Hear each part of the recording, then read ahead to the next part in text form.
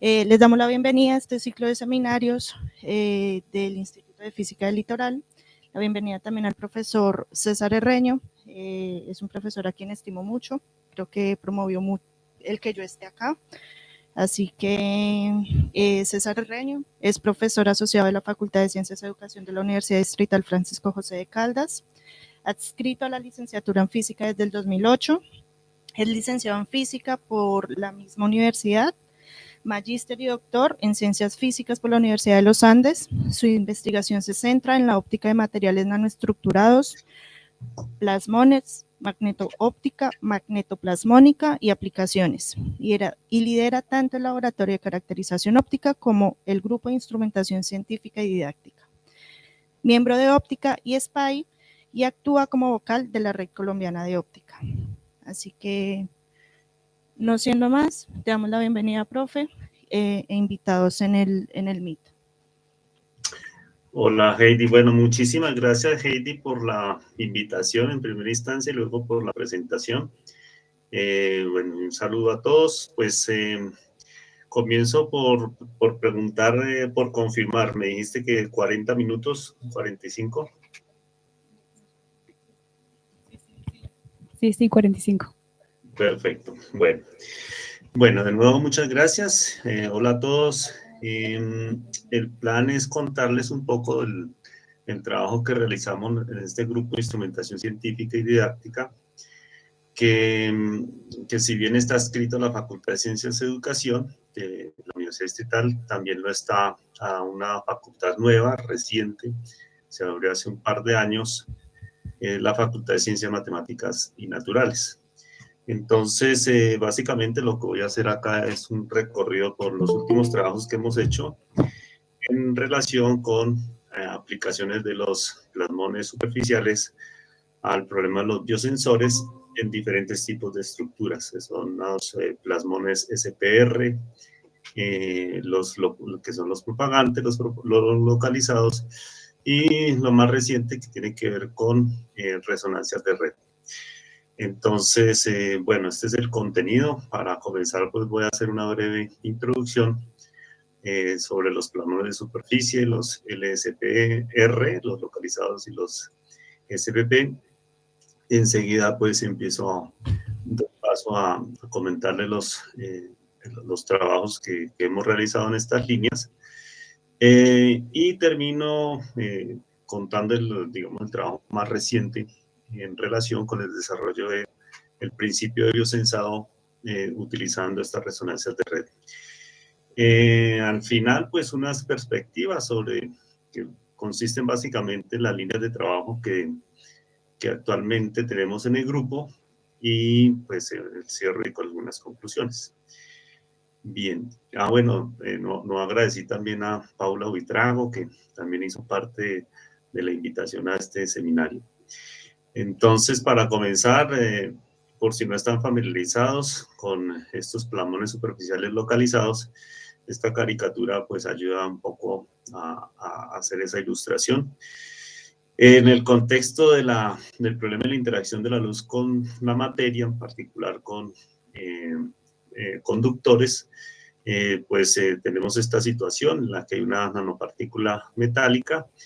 El aspecto de que sea nano es para poder considerar esta interacción particular en la que el tamaño de la partícula o del sistema es comparable con la longitud de onda de la radiación con la que va a interactuar, en este caso el espectro visible. Entonces, aquí tenemos una nanopartícula que es iluminada por una onda de luz que viaja hacia la derecha. En el momento en que ocurre la interacción, pues esa interacción lo que produce sobre la nanopartícula es una polarización, induciendo pues un dipolo eléctrico, y al paso pues este dipolo eléctrico y al paso pues de la onda electromagnética, lo que tendremos es esa dipolo eléctrico oscilante que se constituye entonces propiamente como una nanoantena, una partícula emisora de ondas por el efecto de la oscilación del dipolo eléctrico. Y eso es, entonces, estas nanopartículas cuando la longitud de onda de la radiación incidente coincide con la frecuencia, con la natural con la que este dipolo prefiere oscilar, ocurre un fenómeno de resonancia que se puede apreciar en experimentos de transmisión y pues que es poco más o menos lo que estoy ilustrando en esta diapositiva. Esas resonancias, esas frecuencias de resonancia dependen fuertemente de la forma, del tamaño, de la geometría de la nanoestructura. Y como ustedes pueden ver acá en la figura de la superior lado izquierdo, esta que tengo acá, voy a poner un punterito. Pues aquí lo que tenemos es el espectro de dispersión para diferentes nanopartículas, en nanorods, esferas, pirámides, cubitos, y el solo hecho del cambio de la geometría pues significa un cambio importante en ese espectro, en el espectro de absorción o en el de scattering, que pues coinciden en el pico de resonancia. Aquí también hay otra característica importante a resaltar, y de hecho la que explotamos para el desarrollo de biosensores, y es que estas resonancias tienen una fuerte dependencia del ambiente dieléctrico. Entonces, cuando cambiamos el ambiente eléctrico, el índice de refracción del ambiente eléctrico, pues vemos cómo el pico de resonancia en este gráfico que tenemos acá se corre hacia longitudes de onda mayores, un corrimiento al rojo.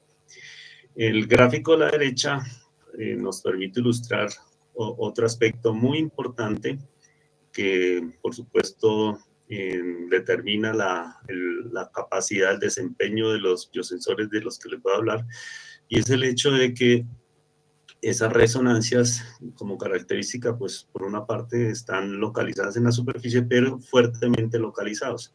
Entonces, como ustedes pueden ver acá, en este mapa de color, lo que tenemos es la intensidad del campo eléctrico normalizada al campo incidente, y podemos ver que en este caso el campo eléctrico digamos en la dirección de orientación de transversal al dipolo tenemos un campo que es hasta 5 veces mayor al campo eléctrico de la onda incidente. Bueno, aquí tenemos también un gráfico que ilustra cómo cambia con las características geométricas del material, de la nanopartícula. Entonces, para el caso de nanodiscos y nanorods, tenemos que cuando cambiamos la longitud, pues la longitud de un nanorod, en este caso, pues ese espectro se desplaza en función de esas características. Entonces, para acá la siguiente básicamente resume lo mismo. Tenemos entonces con mayor claridad para diferentes índices de refracción un color diferente. En cualquiera de los tres casos vemos el mismo efecto, que ese espectro de absorción se desplaza hacia el rojo a medida que aumentamos el índice de refracción, y por supuesto la forma espectral de la absorción de las nanopartículas cambia según su geometría. Esta figura de acá pues es un poco redundante. Lo único que añade al hecho es la dependencia también con el estado de polarización de la luz incidente, que por supuesto, dependiendo de la geometría, podría ser un parámetro importante. Para el caso de una esfera, por supuesto, es irrelevante el estado de polarización de la luz, pero si se trata, por ejemplo, de una nanobarra o un nanodisco, por supuesto, es importante ver la orientación del campo eléctrico en relación con la geometría, ya que permite esto excitar diferentes modos plasmónicos de los que estoy conversando. Bueno, esos son estos que acabo de mencionar, se llaman plasmones superficiales localizados, en el sentido de que tienen lugar en estructuras confinadas, aisladas, pero pues también existe la posibilidad de tener este tipo de resonancias o de excitaciones en estructuras continuas, es decir, en películas, por ejemplo. Entonces acá tenemos una caricatura tomada de esta referencia que ilustra cómo es posible generar este tipo de oscilaciones colectivas de carga pero ahora de manera propagante, es decir, esas oscilaciones de la carga que teníamos en forma dipolar ahora tienen la libertad de viajar sobre la estructura continua metálica, tal como lo esquematiza este diseño que hay al lado izquierdo, ¿no? Estos puntos representan la densidad de carga y como podemos ver, pues se pueden identificar regiones de alta densidad de carga electrónica y otros donde es muy rara, y esa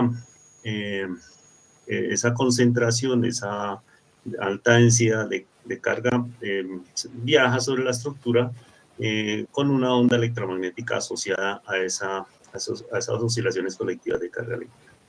El resto de la figura ilustra el mecanismo de excitación de este tipo de resonancias, que para el caso de estructuras complejas no es tan simple, y un mecanismo para lograr ese acoplamiento de la luz incidente que es capaz de excitar este tipo de resonancias es justamente cuando tiene esa superficie algunas imperfecciones.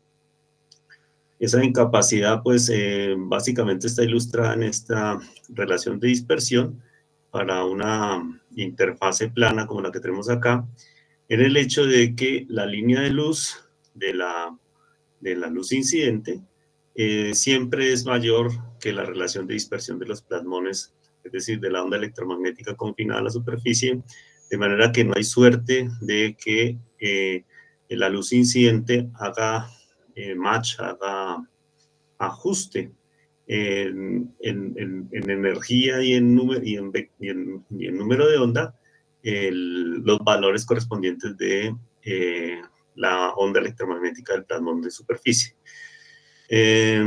Entonces, si en el caso de las nanopartículas aisladas solamente se requería una frecuencia de resonancia que empatara con la resonancia, la frecuencia propia de oscilación de esas cargas en la estructura, aquí tenemos que hacer match de la frecuencia y el número de onda, porque pues justamente se trata de una onda propagante.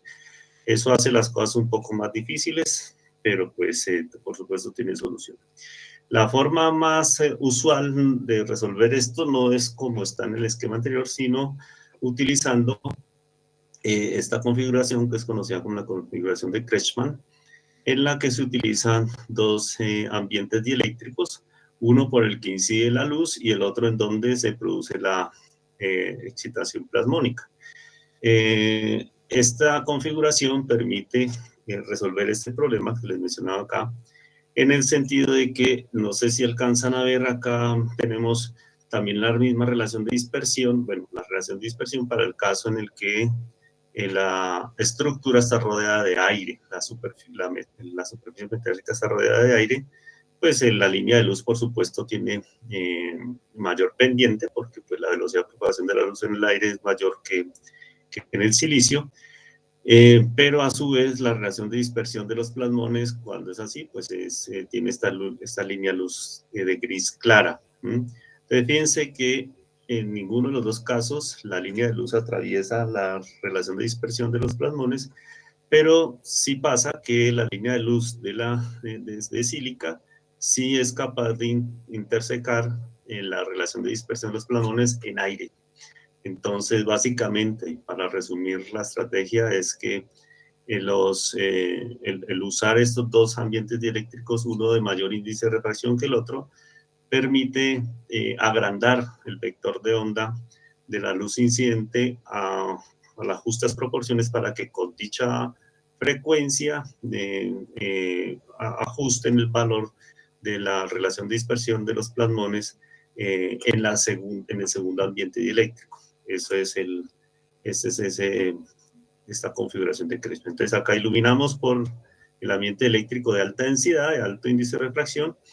Aquí se produce una onda evanescente que a su vez excita otra onda evanescente en la segunda interfase, que justamente son los plasmones de superficie, en la interfase del metal con el ambiente eléctrico de menor índice de refracción, por ejemplo, el aire. ¿Listo?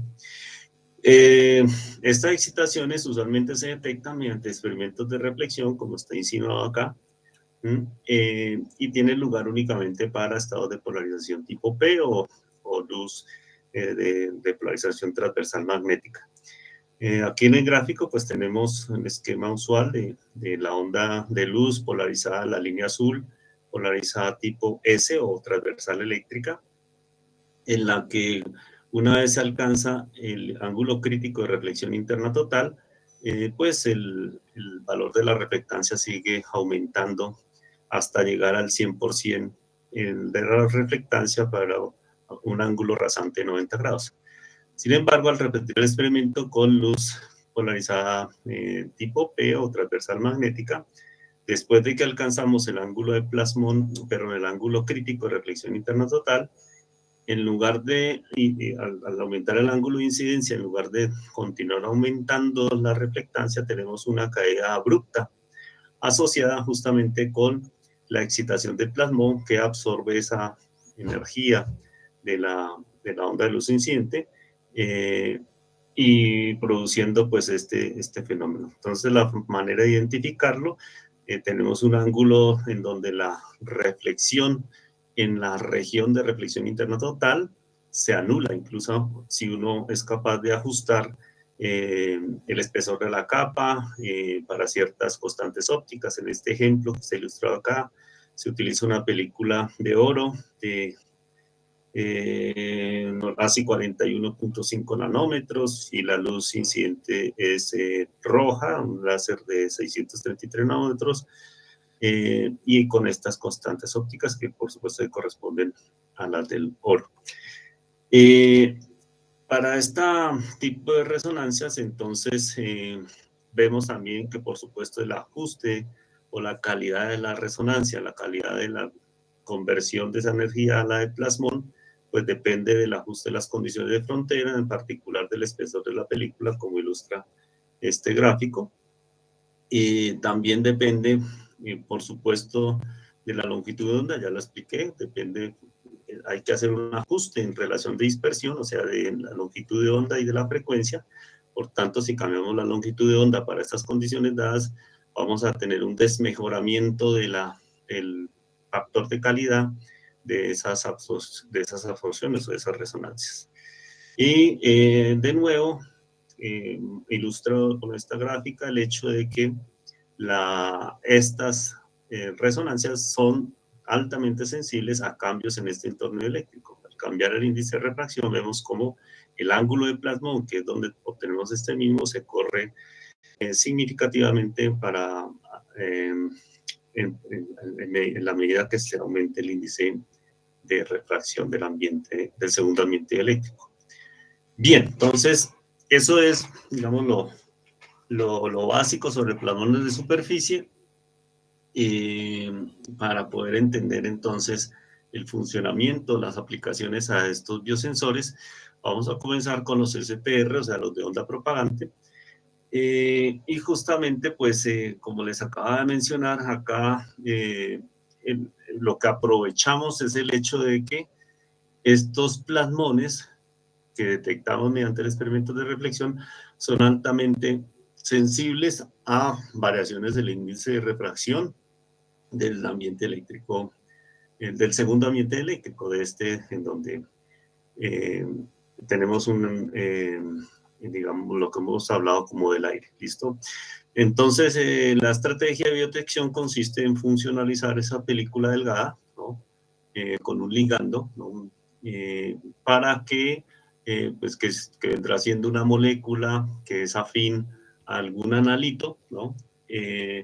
Y pues entonces esto se conecta, se acopla a un canal de flujo, en el que una celda de flujo en el que circulan diferentes analitos, pero recuerden que estas moléculas, estos ligandos, pues son específicos o hacen enlace proteico o tienen afinidad específica con algún tipo de analito, de manera que a medida que fluyen por esa celda los analitos, pues los enlaces ocurren con esos analitos específicos, y a medida que se tienen lugar esos enlaces, pues desde el punto de vista físico lo que está haciendo, lo que está ocurriendo para el plasmón es un aumento en el ambiente dieléctrico, en el índice de refracción localizado en la superficie, porque también, bueno, esto no lo resalté, aquí también tenemos una onda, bueno, es una onda evanescente fuertemente confinada a la superficie, de manera que este dispositivo solamente es sensible a lo que ocurre en la superficie,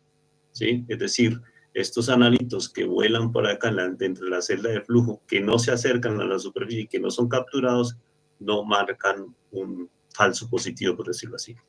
Entonces es una de las ventajas enormes que presenta esta tecnología de biodetección frente a otras técnicas que están basadas fundamentalmente en la detección en bulk. Bueno, entonces a medida que se hace ese experimento, lo que vamos a tener es que como está aumentando el índice de refracción, a medida que ocurren los enlaces, allá pararon los enlaces porque lo que está haciendo es repetir bueno, y por supuesto en el momento que se ocupen todos los ligandos, pues ya no habrá más corrimiento, pero básicamente lo que vamos a tener en el tiempo es un corrimiento del ángulo de plasmón como está insinuado en esta otra figura. Ese corrimiento del ángulo de plasmón en función del tiempo, pues nos permite construir lo que se llama un sensograma, que básicamente me dice cómo va ocurriendo ese acoplamiento en el tiempo. Entonces, lo que les estaba diciendo, en el momento en que los sitios estén todos ocupados, por supuesto llegaremos a un punto de saturación, pero el análisis de esta variación del ángulo de plasmón es la que nos permite desarrollar el principio de sensado. ¿Listo? Entonces, paso a contarles en nuestro primer trabajo en relación con el desarrollo de un biosensor para medir la afinidad de una proteína con un virus que es el rotavirus. Esto hace parte de un proyecto desarrollado en el Grupo de Enfermedades Infecciosas y Laboratorio de virus de la Universidad Javeriana, acá en Bogotá, la Pontificia Universidad Javeriana, en la que están desarrollando una bebida que tiene el propósito de prevenir la infección por rotavirus en especialmente niños de la primera infancia. La estrategia consiste en que para evitar que el virus invada el organismo, engañarlo haciéndolo ligarse o vincularse a una proteína probiótica en la que pues el virus no puede reproducirse y de esa manera pues proteger el organismo de esa infección. Sin embargo, pues esa proteína es el producto metabólico de una bacteria, y ahora les digo el nombre que generalmente se me olvida, Bacterium adolescentis se llama la bacteria, y el producto metabólico de esa bacteria es la proteína que se utiliza.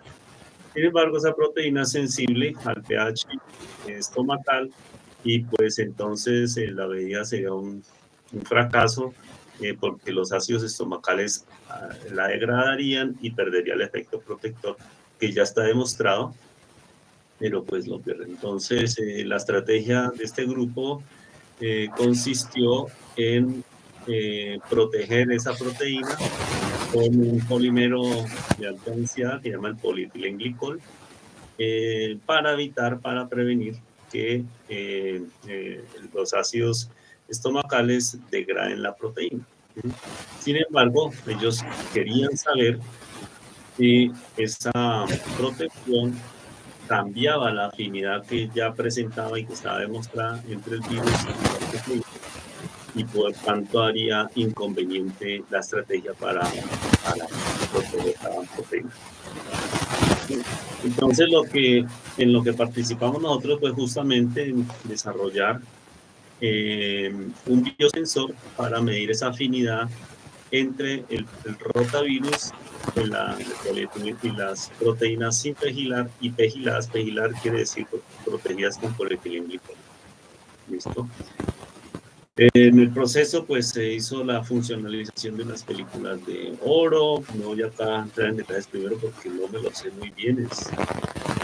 Es sabroso, es la magia de la química, pero básicamente unos tioles que permiten entonces vincular estas moléculas al oro y quedan sus brazos libres para, bueno, algunas tienen la tarea de que esto quede como un arreglo más o menos ordenado, otras de activar justamente el mecanismo de captura de la, del analito, en este caso, que serían las proteínas o el virus, ¿no? Entonces, bueno, acá están los detalles.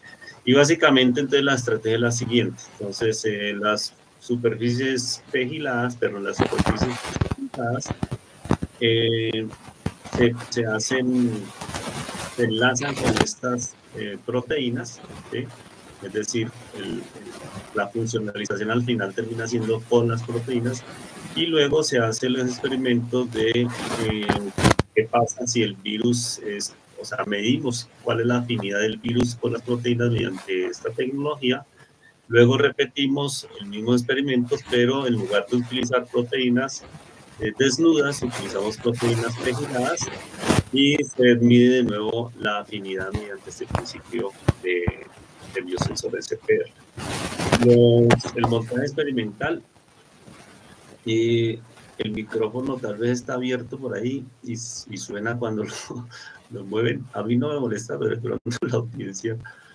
El montaje experimental es este. Entonces tenemos la configuración de Kretschmann en la vida real, pues está hecho mediante prisma cilíndrico, pues en realidad es un lente cilíndrico que provee el índice de refracción alto, y en esta parte del prisma está conectada la película de oro, ¿cierto? Es decir, esta imagen que tenemos acá funcionalizada y conectado al canal de flujo que está también ampliado en esta imagen.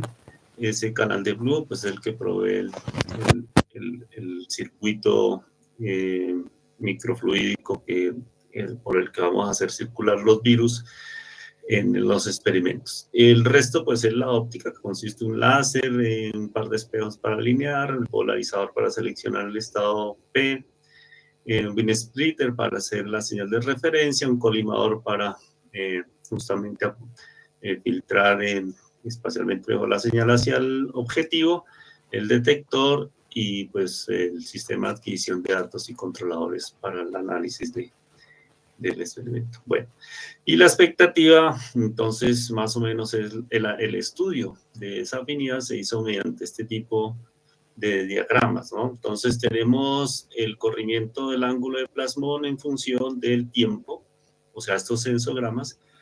Partimos de unas películas de oro funcionalizadas con estos tioles, medimos el ángulo de plasmón para esta configuración y luego por el canal de flujo hacemos fluir las proteínas desnudas o pegiladas según el experimento y vemos entonces cómo ocurre esa asociación entre los tioles y las proteínas hasta que ocurre el momento de la saturación. Acá hay un intervalo en el que por el circuito, por el canal microfluídico, hacemos circular simplemente el buffer, el líquido de suspensión, el miliQ, para retirar posibles proteínas que no hayan quedado justamente asociadas a los tioles, sino que hayan quedado por allí sueltas y evitar que hagan, digamos, participen en el registro del ángulo, del corrimiento del ángulo. Entonces, ese intervalo debería no haber ningún corrimiento.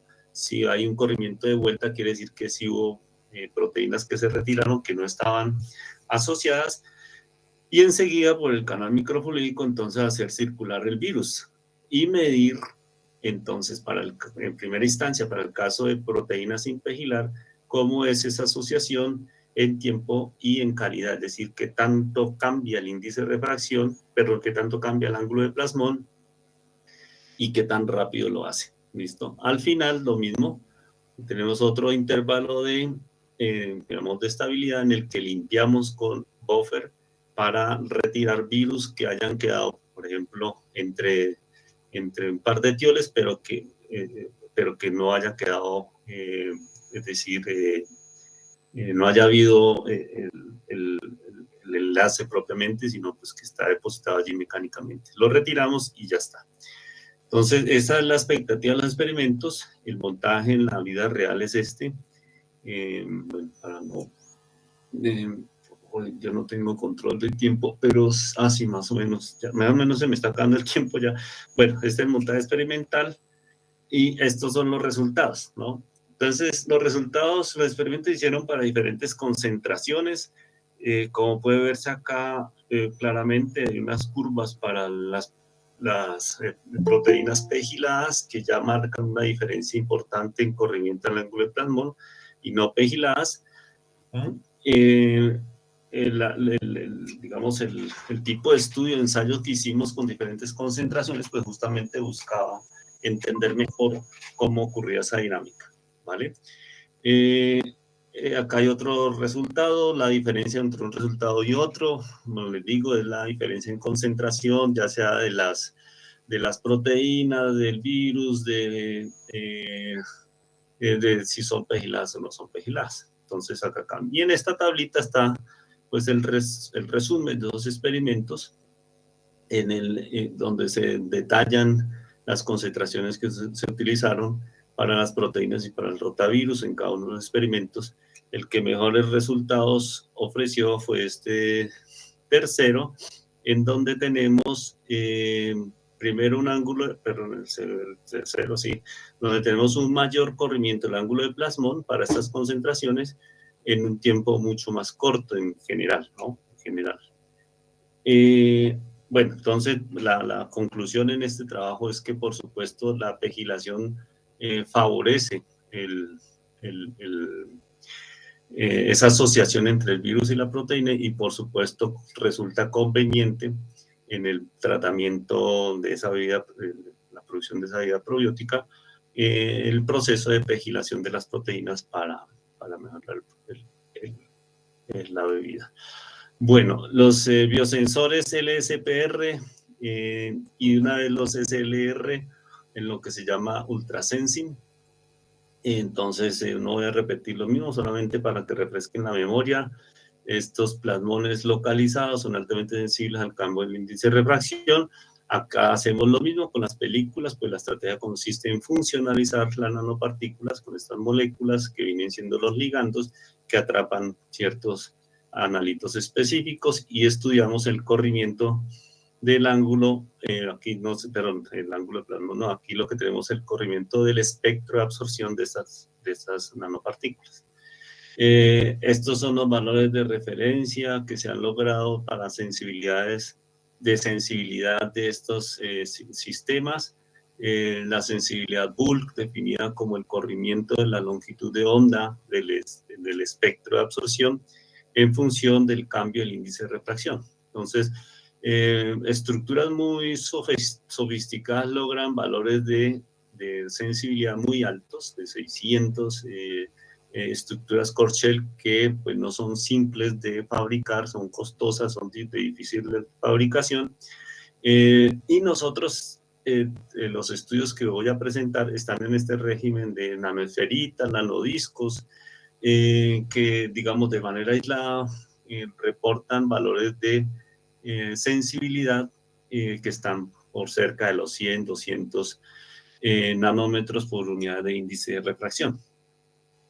Uno de los primeros estudios que hacemos en cooperación, yo en el estudio anterior no lo dije, ahora lo diré al final, fue una tesis de maestría de Jimena Rodríguez, estudiante egresada de la Universidad Distrital, hizo su maestría en la Universidad Central con colaboración de la Universidad Javeriana.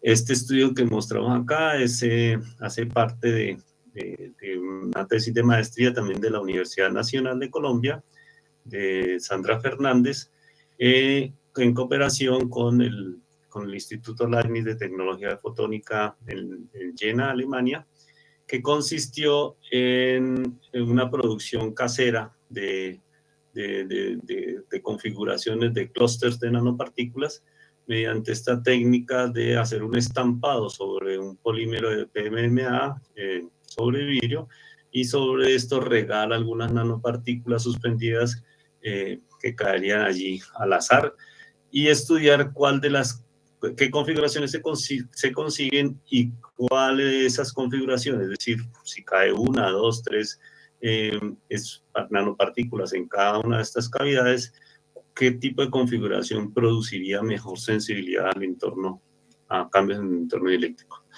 Entonces, esta imagen que ven acá es una imagen de microscopía de campo oscuro que básicamente revela los diferentes colores, diferentes longitudes de onda de la resonancia, porque en cada una de estas cavidades como esta, pues hay un número diferente de nanopartículas, logrando configuraciones de pues, una nanopartícula aislada, dímeros, trímeros, bueno, hasta heptámeros, hasta 7 partículas se encontraron allí con esta estrategia de microscopía de campo oscuro, ¿vale? Y los experimentos de transmisión, de absorción, pues determinan básicamente estos espectros donde se ve el pico que cambia según el tipo de configuración que tengamos, ¿no? El número de nanopartículas que hay en cada cavidad.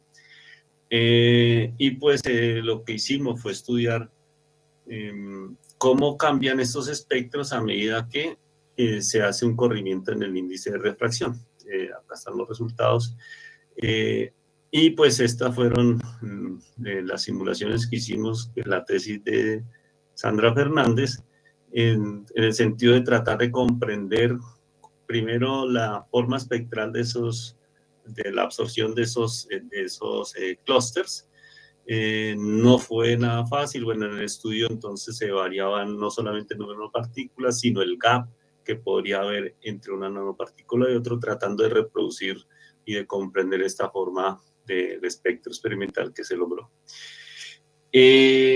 Aquí encontramos que esta configuración del heptámero era la que presentaba mayor sensibilidad a cambios del entorno eléctrico, y pues una de las ventajas que tendría este tipo de biosensor sería el beneficio de la multiplexación, en el sentido de poder en una matriz de clústeres como estas, mantener diferentes tipos o regiones de funcionalización, de manera que en un mismo chip de estos podríamos detectar diferentes analitos en una misma medida. Ese es uno de los beneficios que produce este biosensor. Bueno, y por último, entonces, ya tenemos los biosensores basados en plasmones propagantes, basados en plasmones localizados, y estos últimos, que son los basados en resonancias de red, pues combinan las propiedades, digamos, importantes de los plasmones localizados, porque acá, como ustedes ven, tenemos un arreglo de nanopartículas, pero es un arreglo periódico, con las propiedades que tienen las resonancias o estas resonancias, estos fenómenos difractivos que son conocidos como las anomalías de Rayleigh. Entonces, en este tipo de configuración, las resonancias plasmónicas, que en general, por tratarse de conductores, sufren de grandes pérdidas, son recuperadas esas pérdidas por el acoplamiento que habría con esas excitaciones superficiales tipo difractivas que se producen cuando tenemos un arreglo periódico de nanopartículas. Entonces, aquí lo que tenemos en este gráfico de la izquierda es una comparación del factor de calidad de las resonancias o de los espectros de absorción para las nanopartículas aisladas, para el caso de esfera, disco y nanorods, en las líneas punteadas, y en la línea continua para el caso cuando están dispuestas en un arreglo periódico.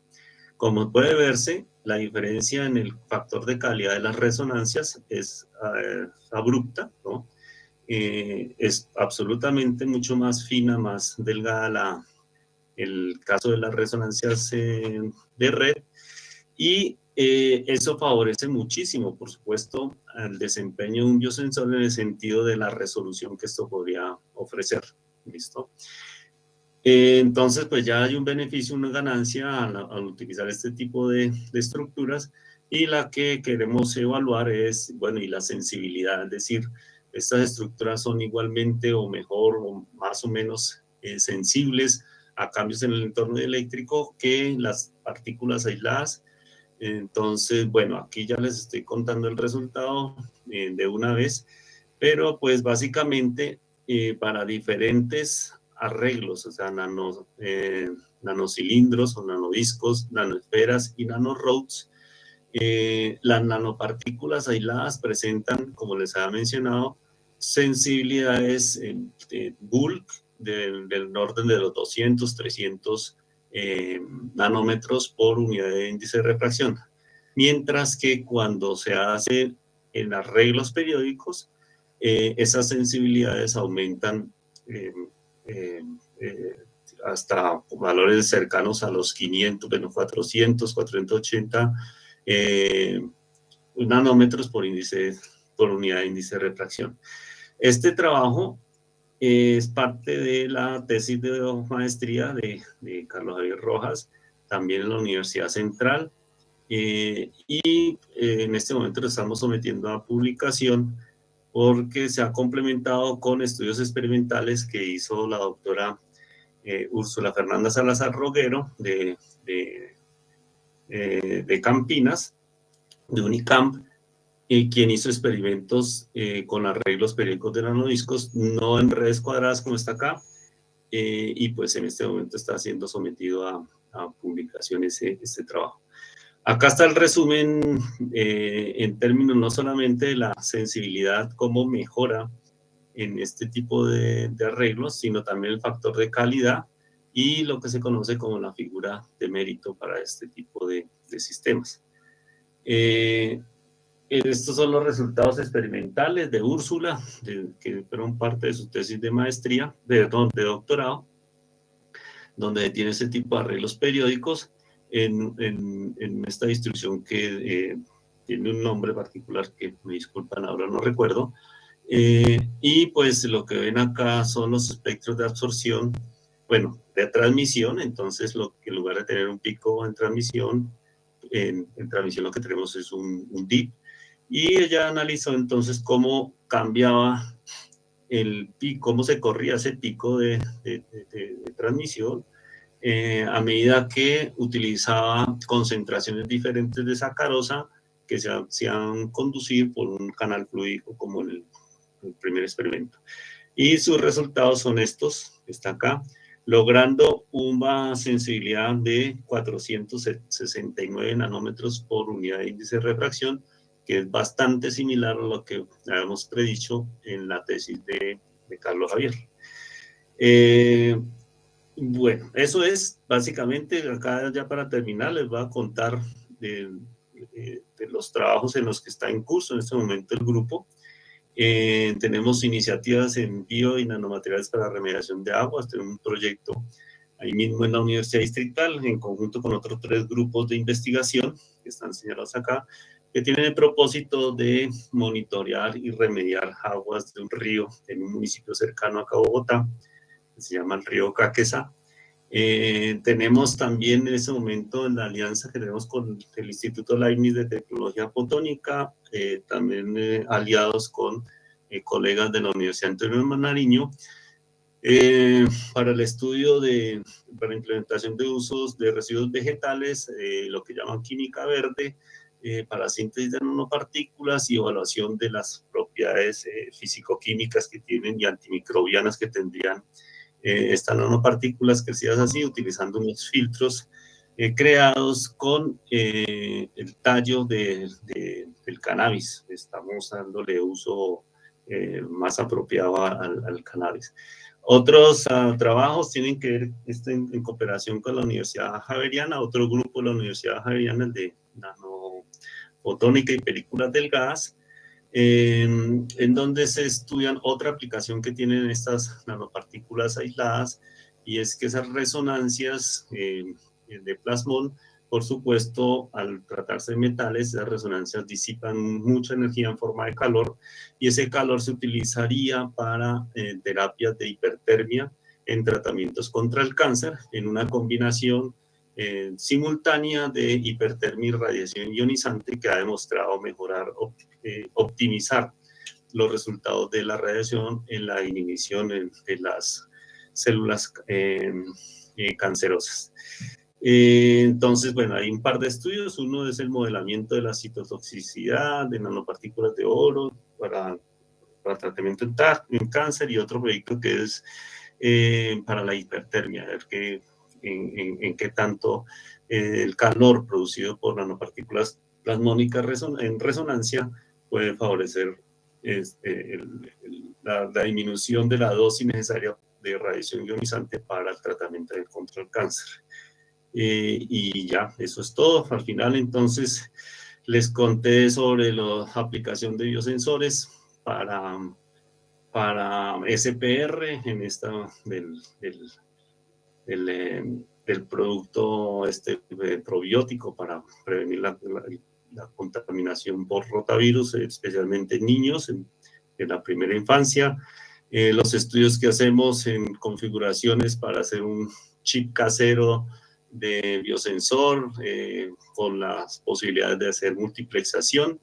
Y por último, que recientemente les acabo de contar de la implementación de entonces otra estrategia de lo que se llaman las resonancias de red, que combinan resonancias plasmónicas con estas anomalías de Rayleigh para optimizar el desempeño de este tipo de biosensores. Este es el grupo con el que trabajamos. Bueno, primero, pues agradecimiento a la Oficina de Investigaciones de la Universidad Distrital, que nos apoya todas estas iniciativas. Uno de mis más grandes colaboradores, el profesor Mario Zapata, el doctor Mario Zapata, del Centro de Física Materiales en San Sebastián. El profesor Wolfgang Fritsch, que es del Instituto Leibniz de Tecnología Fotónica, el director del Departamento de Bionanofotónica de este instituto en Jena, Alemania, y su colega a mano derecha, Andrea Sacchi, que es tremendamente entusiasta, dinámica, y realmente agradezco muchísimo la colaboración con ellos porque nos impulsa nuestro trabajo. La próxima semana va a estar allí en un evento que organizan ellos que se llama Molecular Plasmonics, justamente presentando este último trabajo con más detalle. La doctora Adriana Mendoza, la Pontificia Universidad Javeriana, con quien hacemos la hipertermia, cáncer. Ella es física teórica, dedicada a la física médica. Está el profesor Rafael Rey, con quien codirigimos la tesis de la Universidad Nacional. Está también el profesor Augusto Galvis, que fue el codirector de la tesis de Angie Rodríguez, el del rotavirus, el biosensor para el rotavirus. Él es Juan Carlos Ulloa, quien fue codirector en esa tesis, el microbiólogo que nos apoyó y por supuesto nos dio todo soporte en la parte biológica de esos experimentos, que no son nada fáciles de hacer.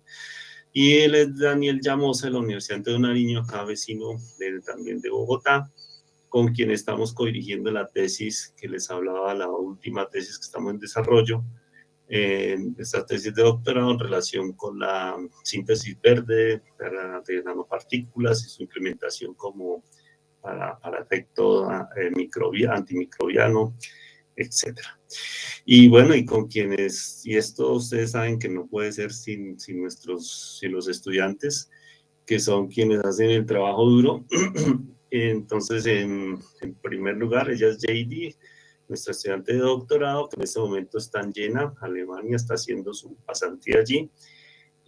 Angie Jimena, la del rotavirus. Esta es Sandra Fernández, la de las configuraciones, los clústeres de nanopartículas, y Carlos Javier, el del biosensor SLR de resonancia de red. Muchísimas gracias, y si tienen algún comentario, alguna pregunta, pues estaré encantado de atenderla. Acá están mis coordenadas.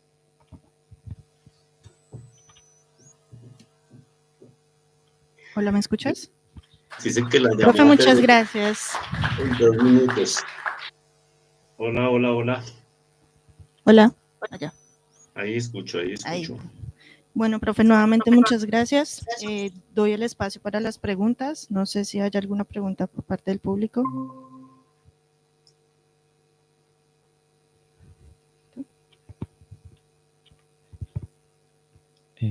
Hola, buenos días. No sé si me oye bien.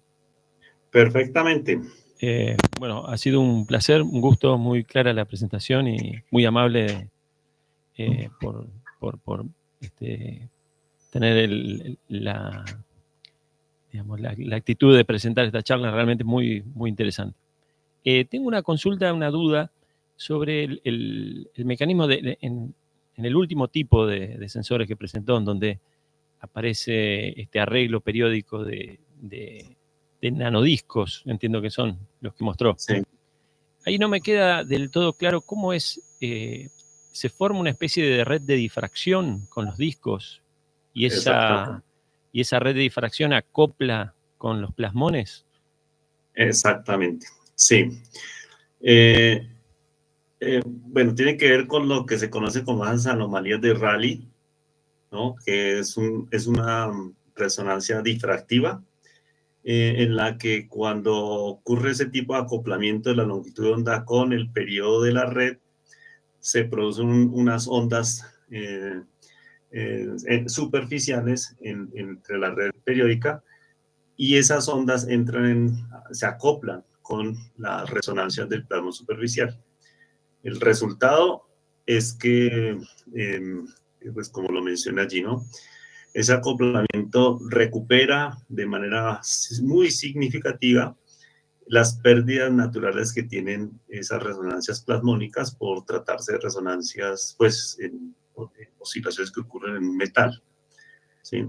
Ese es justamente el acoplamiento de esas resonancias de red, de esas las denominadas anomalías de Rayleigh, que es un fenómeno difractivo, con el plasmón, con las resonancias de plasmón localizado, es lo que se conoce, o lo que se conocen como las resonancias de red, exactamente. Y la duda que me surge, no sé si lo oye bien. Perfecto. La duda que me surge es, ese acoplamiento debería depender entonces del parámetro de red además de la red de difracción, ¿no? Exactamente. Y entonces, ¿y cómo uno experimentalmente elige esa red, digamos, el tamaño de la red para que acople más eficientemente con los plasmones? Excelente pregunta. Sí, bueno, acá no lo conté, por supuesto, dentro de los estudios de Carlos Javier, en esta tesis, no solamente exploramos cómo era esa dependencia, es decir, se produce una distancia espectral entre la anomalía de Rayleigh y el plasmón de superficie, ¿sí?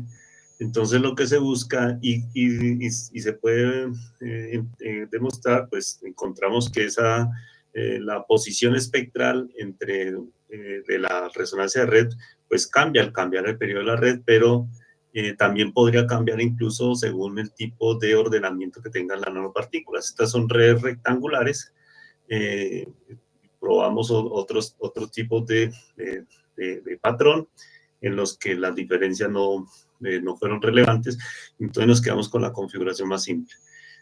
Y encontramos que yo no puse acá los parámetros, pero los resultados que les estoy mostrando, por supuesto, uno siempre muestra lo que mejor funciona, fueron para un parámetro de red que optimizaba el acoplamiento de las resonancias, las anomalías de Rayleigh con la resonancia de plasmón superficial, ¿sí?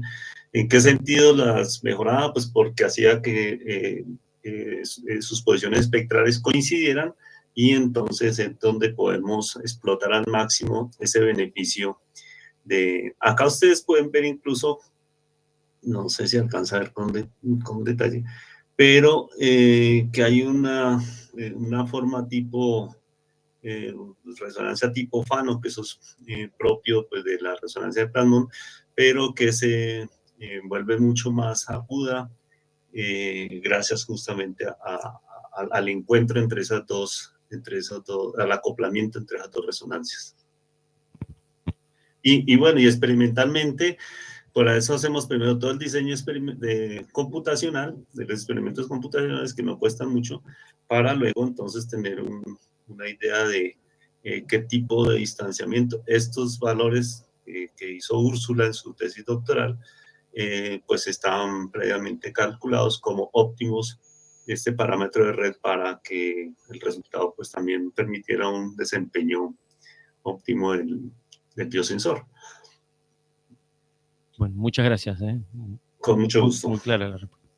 Gracias. Hola César, muchas gracias por la presentación, muy interesante. Y te quería pedir si nos podrías contar un poco más respecto del método de fabricación de estas nanopartículas, cómo hacen los nanorods, los nanodiscos. Nanodiscos. Bueno, esto es por litografía de barrio electrónico, que no, en este momento no te podría dar los detalles por una razón muy simple, es que no los tengo, no los conozco. Esta parte, como les dije, fue producto de la tesis doctoral de Úrsula, pero tengo algo para mejorar la respuesta que puede sonar un poco odiosa en este momento, y es que justamente este viernes, y aprovecho para hacer la invitación, este viernes a las 12 del mediodía acá en Bogotá, es decir, a las 2 de la tarde en Argentina, en el litoral, Úrsula va a dar una charla acá en la Universidad Distrital, justamente contando los detalles íntimos de este trabajo. El trabajo como tal y los detalles, pues, sí están contenidos en este artículo. De hecho, de esta forma que ustedes ven como es una red, no es una red cuadrada propiamente, sino espiralada, también tiene una razón de ser.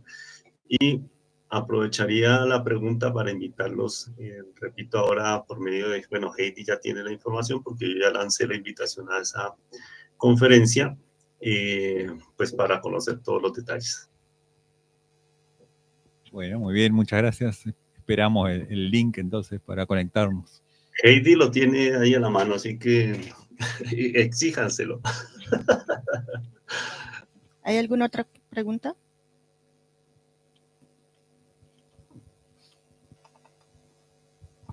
Hola, buenos días. Muchas gracias por la presentación, realmente muy interesante. Y yo quería hacer una pregunta, probablemente tenga que ver con algo que usted mencionó, pero se me pasó por alto. Las primeras diapositivas donde, sobre todo la que hace referencia a los plasmones localizados y en cuanto a la forma de las nanopartículas, cómo influye, y bueno, ahí muestra los patrones exactamente, ahí. Probablemente se me escapó algún comentario suyo, pero da la impresión como que la forma de la partícula es absolutamente determinante acá. ¿Qué pasa con el tipo de material? Porque yo supongo que esas 4 nanopartículas son diferentes materiales, ¿no? ¿Qué pasa si es un conductor, si es un semiconductor? ¿Sigue siendo la geometría lo que determina este comportamiento que ustedes ahí muestran? Gracias. Sí, sí, muy buena pregunta también. Definitivamente, sí. La geometría en el sentido, digamos, la forma más simple de ilustrarlo es que la estructura se vuelve en sí como una caja resonante y dependiendo de su forma, pues los modos que se promueven o que se facilitan en la caja resonante, pues cambian. Entonces, ese es el fenómeno que notamos acá, ¿no? Entonces, para los nanorods, y bueno, y acá está para un tipo de polarización determinado, para los discos esferas, etcétera, etcétera. Cuando cambias la forma de la caja de resonancia, pues los modos que se favorecen, los modos resonantes, son diferentes. Eso por una parte. Y por supuesto que sí, depende también sensiblemente del material, porque pues las características, digamos, el fenómeno de absorción de esto está asociado justamente a la parte imaginaria de la función dieléctrica del material, que como sabemos pues cambia de uno a otro.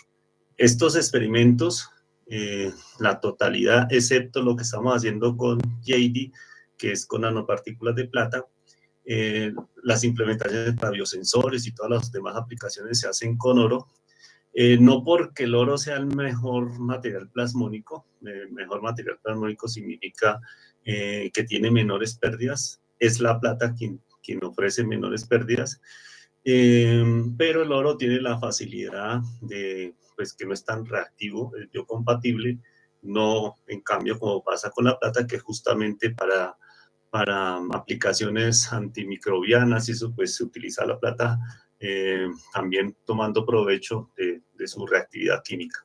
Entonces, claro que sí, esto acá no lo dije, más no lo sé, pero en principio estas 4 nanopartículas deberían ser del mismo material, ahí debo ese detalle, pero digamos lo que quería acá ilustrar con esto es la fuerte dependencia con la forma, repito, por ese efecto de caja resonante que podemos decir así, si las condiciones de frontera cambian,